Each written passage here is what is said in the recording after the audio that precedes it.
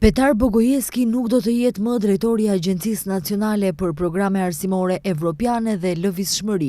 Këtë e bëri të ditur vetë ai në rrjetet sociale pas takimit që ka pasur një ditë më parë me kryeministrin Hristijan Mickoski. Bogojevski njofton se do të drejtojë institucion tjetër pa treguar se cilin. Kreu i konceptit Maqedonas u zgjodh në krye të agjencisë që merret me programet Erasmus në muajin prill nga bordi drejtues i agjencisë. Pas reagimeve të shumta në opinion, qeveria mohoi të ketë pasur gisht në zgjedhjen e tij dhe nuk shihte asgjë kontestuese në punën e tij.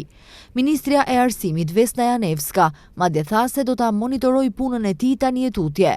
Për Bogojevskin është raportuar shpesh. Ai njihet për gjuhën e tij diskriminuese dhe të urrejtjes kryesisht ndaj shqiptarëve, por edhe ndaj grave, komunitetit LGBT dhe kategorive të marginalizuara. Në kohën e zgjedhjes së tij, mediat kërkuan sqarime nga Komisioni Evropian se a ka pasur gisht në zgjedhjen e tij, a është informuar dhe si mund të tolerohet zgjedhja e një personi të tillë në krye të një institucioni që duhet të ruajë vlerat evropiane të tolerancës dhe diverzitetit.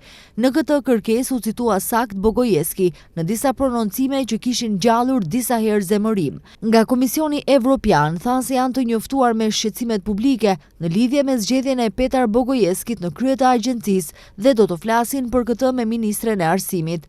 Ata thanë se nuk kanë qenë të përfshirë në zgjedhjen e Bogojevskit dhe procesin e nominimit. Por Bogojevski përfaqëson pikërisht të kundërtën. Ai mes të tjera shikoi quajtur shqiptarët kafshë të Enver Hoxhës, ka thënë se nuk janë të mirë për asgjë, ka thënë se kultura maqedonase është aq superiore sa edhe shqiptarët duan të jenë Maqedonas, se shqiptarët direkt e shkatërrojnë NATO-n dhe rrezikojnë të ardhmen e vendit në Bashkimin Evropian.